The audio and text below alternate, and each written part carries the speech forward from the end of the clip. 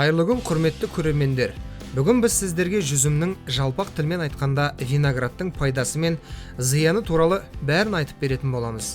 Арнаны ауыстырмаңыздар, роликті соңына дейін көріңіздер. Және осы ақпарат сіздерге өте пайдалы, әрі қызықты болады деген ойдамыз. Біздің дәуірімізге дейінгі 1000 жыл ішінде жүзім ежелгі Греция мен Египетте өсіріле бастады, ал кейін ол бүкіл Европаға таралды. Сол кездің өзінде тәтті жүзімнің 90-ға жуық түрі белгілі болды, ал бүгінде олардың 600-ден астам түрі бар. Сондай-ақ алғашқы жүзімнің қайдан шыққандығы туралы көптеген аңыздар мен хикаялар бар. Олардың ең көп тарағаны мынау: Нұх пайғамбардың өзі алғашқы жүзімді үйінің жанында отырғызған дейді.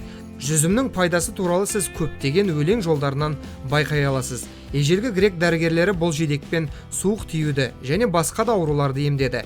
Медицинада тіпті ампилотерапия деп аталатын жүзіммен емдеуге негізделген бағыт бар екен. Мұндай жүзім процедурасы әртүрлі ауруларды емдеу үшін қолданылады. Жалпы алғанда ол созылмалы ауруларға бағытталған екен. Жүзімнің пайдасы қандай? Жүзім бұл біздің бүкіл денемізге қажет дәрумендер, амин қышқылдар, микроэлементтер, талшықтар, пектиндер, ферменттер мен эфир майларының қоймасы болып табылады. Біріншіден, жүзім мыс пен К витаминінің көзі болып табылады. Мыс энергияны өндіруге қатысады, ал К дәрумені қалыпты қан ұю мен сүйек денсаулығы үшін өте қажет. Екіншіден, жидекте Б дәрумендерінің көп мөлшері бар. Тиамин мен рибофлавин жасушалардың өсуі мен дамуы үшін қажет, ал Б6 дәрумені негізінен жүйке жүйесі үшін өте қажет. Үшіншіден, жүзім күшті антиоксиданттардың көзі болып табылады, және олардың ең жоғарғы концентрациясы қабығы мен тұқымында болады. Оның ішінде С дәрумені, бета-каротин, ресвератрол, кверцетин, антоциндер және флавоноидтар бар. Бұл антиоксиданттар қабынуға қарсы күшті әсер етеді. Флавоноидтар бос радикалдардың зиянды әсеріне жол бермейді. Бос радикалдар мутацияны тудырады және қартаю процестерін жеделдетеді. Сонымен қатар мидың дегенеративті ауруларының дамуын тудыруы мүмкін. Антиоксиданттар болса, бұл процестерді баяулатып қана қоймай, зақымдалған жасушаларды қалпына келтіруге көмектеседі. Антоцианиндер кейбір жүрек қан тамырлары ауруларының алдын алуға және ісіну қаупін азайтуға көмектеседі. Құрамындағы ресвератрол мен кверцетин денені қатерлі ісіктен қорғауға және қандағы қант деңгейін ұстап тұруға жақсы көмектеседі. Төртіншіден, жидек мелатониннің тамаша көзі болып табылады. Жүзімді үнемі тұтыну ұйқының сапасын жақсартуға көмектеседі. Бесіншіден, ол көздің денсаулығын қолдайды. Жүзімде лютеин мен зеаксантин сияқты бірнеше қосылыстар бар. Олар көру қабілетіне көмектеседі және көз аурулары, катаракта мен глаукома сияқты ауруларды алдын алады. Сондай-ақ жүзімнің әртүрлі сорттарының ерекшеліктерін ескеру қажет. Аллергиясы бар немесе аллергиялық реакцияларға бейім адамдар үшін жасыл жүзімді тұтыну ұсынылады.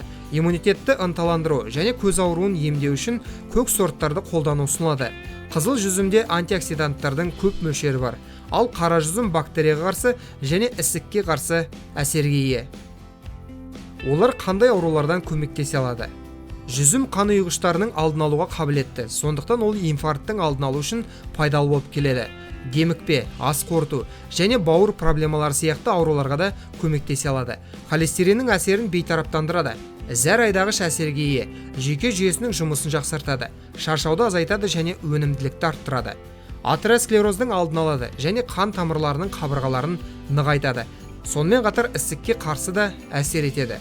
Жүзімді үнемі тұтыну остеоартрит кезінде тізе буындарындағы ауырсыну синдромын тоқтатуға немесе айтарлықтай азайтуға мүмкіндік береді. Денені тазартады және ауыр металдарды денеден шығарады.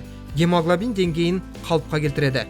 Бұл сонымен қатар грибок ауруларымен күресуге де көмектеседі. Созылмалы іш қатудан арылтады, өйткені ол жұмсақ іш жүргізетін әсерге ие. Бүйрек жеткіліксіздігі бар адамдар үшін маңызды болып келеді, өйткені ол зәр қышқылының концентрациясын төмендетеді. Бұл бүйректегі қысымды азайтады. Бактерияға қарсы және вирусқа қарсы қасиеттері бар. Альцгеймер ауруын да алдын алу үшін пайдаланады. Сонымен қатар жидектерде көп мөлшерде фосфор, кальций және рибофлавиннің болуына байланысты терінің, тырнақтың, тістің және сүйектің күйін жақсартады. Сонымен қатар шаштың түсуіне де жол бермейді және оның өсуіне ықпал етеді. Жүзім шырыны. Жүзім шырыны мигренді емдеуге тиімді болып келеді. Шырынның құрамында қанттың көп мөлшері бар екенін ескере отырып, шырынды сумен 1:1 дейін сұйылту керек.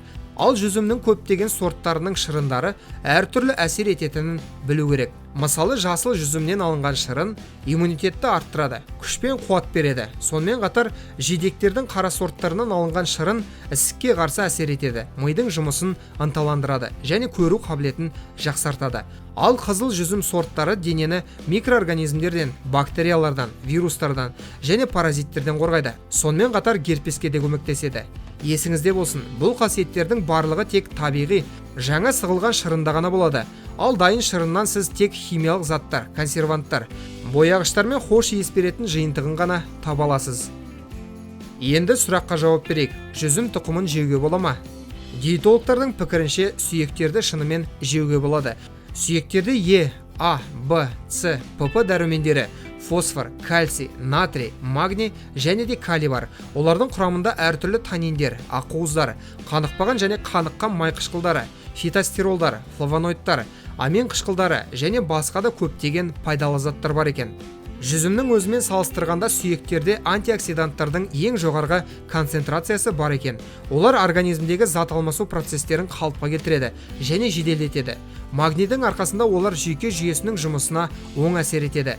Апатиямен, шаршаумен және жүйке кернеуімен күреседі. Жүзімнің өзі сияқты дәндерде де калий мен К дәрумені бар.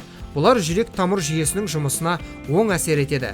Олар қан тамырларының қабырғаларын нығайтуға, тромбоздың даму қаупін азайтуға көмектеседі. Сондай-ақ қандағы жаман холестерин деңгейін төмендетеді және қан қысымын қалыпқа келтіруге жауап береді. Қорытындылай келе, жүзім тұқымын жеуге болады деп нық айтуға болады. Жүзіммен емдеудің 6 рецептісі. Бірінші, гипертония және тамырларды нығайту кезінде кофе тартқышта жүзім тұқымын ұнтақтаңыз.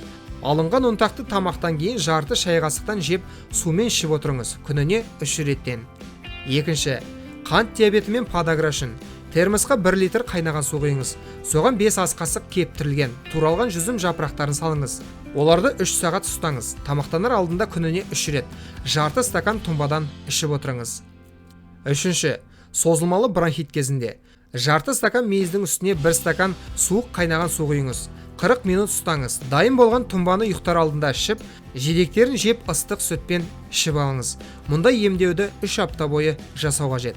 Төртінші, атеросклероз және водянка кезінде 1 стакан қайнаған су құйыңыз. Оған құрғақ туралған жүзім тамырының 1 ас қасығын қосыңыз. 30 минут баяу отта қайнатыңыз. Күніне 3 рет стаканның 3-тен 1-ін ішіп отырыңыз. Бесінші, іш қату кезінде әр тамақтан кейін 1 уыс ақ немесе кез келген мейізді жеп отыру керек. Алтыншы, жаралар мен көгеруден жаңа жүзім жапырақтарын ұсақтаңыз. Зардап шеккен аймаққа күніне бірнеше рет әр жолы жаңа бөлікті жағып отырыңыз. Бұндай жақпаны кепкеннен кейін шайып тастаңыз. Емделгенге дейін осылай жасап отыру қажет. Есіңізде болсын, қант диабетімен ауыратын адамдарға қандағы қант деңгейі жоғары кезінде жидектерді мүлдем қолдануға болмайды. Қарсы көрсеткіштері. Барлық пайдалы қасиеттеріне қарамастан, бұл жидектің бір қатар қарсы көрсетілімдері де бар. Оны жеке төзімсіздік, аллергиялық реакциялардың болу кезінде, асқазан мен 12-лі шектің ойық жарасының өршуі кезінде, сондай-ақ диарея кезінде қолдануға кеңес берілмейді. Қант диабеті мен семіздік, бауыр циррозы, колит, кариес және стоматит кезінде сақтықпен қолдану керек. Сондай-ақ кешкі сағат 6-дан кейін жүзімді жеуге кеңес берілмейді. Бұл кезде инсулин өндірісі төмендейді және жемістерді, атап айтқанда жүзімді өңдеу ағзаға қиындық тудырады. Егер жүзім толығымен қорытылмаса, бұл сонымен қатар ашту және этанол процестерінің пайда болуына әкелуі мүмкін. Осылайша жүзім теңдестірілген дұрыс тамақтану үшін пайдалы өнім болып табылады. Алайда өзіңізге зиян келтірмеу үшін осы өнімді асыра пайдаланбау қажет. Сонда ғана жидектер тек пайда әкелуі мүмкін. Құрметті көрермендер, осымен бүгінгі шығарылым аяқталды. Роликті соңына дейін көргендерге, сондай-ақ арнамызға тіркелгендерге ерекше алғыс білдіреміз. Бұл бейнені достарыңызбен және жақындарыңызбен бөлісіңіздер. Әрқашан ең пайдалы нәрселерден хабардар болу үшін арнамыздан алыстамаңыздар. Келесі кездескенше аман, сау болыңыздар.